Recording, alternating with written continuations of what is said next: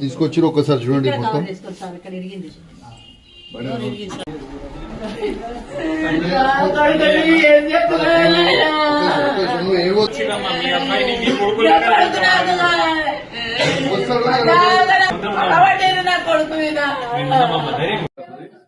అన్ని విధాలుగా అండగా ఉంటాడు, ఖచ్చితంగా వస్తాడు.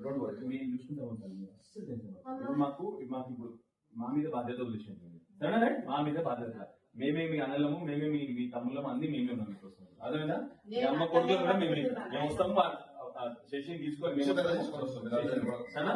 అది మా బాధ్యత, మేమే తీసుకొని వస్తాం. నా మీద కూడా నేను ఎమ్మెల్యేగా ఉన్నా, నా మీద ఇప్పటికి 30-40 కేసులు పెట్టింది. సో వాడు రోజు ఆనందం, వాడు పిచ్చోడు మెంటల్గా రేవంత్ రెడ్డి అవమానించాలని అక్కడ చేశారు. మనం దానికి అధైర్యపడకూడదు. ఒక్కటి మీకు చెప్తా, వాడు చేసిన ట్రాప్ లో మీకు పడదు. వాడు మీరు ఇట్లా బాధపడాలి, మీరు అవమానంగా ఫీల్ కావాలి, ఇట్లా వాడు చేస్తాడు. వాడు ఏం చేసినా చేసుకుని మనం ధైర్యంగా ఉండాలి. బాలను మన శశిని తీసుకొచ్చిన రోజు అద్భుతంగా తీసుకొని వద్దాం. శశిని మంచిగా కాలనీ అంతా కూడా శశికి మంచి పేరు ఉన్నట్టు చేసే బాధ్యత మాది.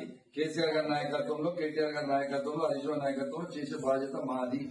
గ్యారెంటీ మీకు అండకుంటాం. మీరు అస్సలు అధైర్యపడకండి, అద్భుతంగా తీసుకొని వస్తాం. మీకు డోంట్ వరీ, మళ్ళీ మేము వస్తాం. మీరు ఏడవద్దు, కంటిన్యూలు పెట్టవద్దు, మనం ధైర్యంగా ఉండాలి. వాడికి కావాల్సింది అదే. మనం ఎందుకు ఏడవాలి? ఏం కాదు,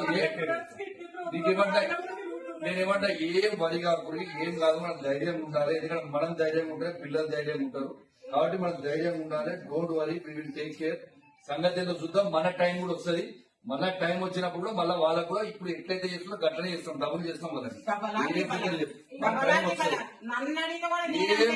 ఏం వరి కాకుండా అదే పడకుండా చేద్దాం. మనకు టైం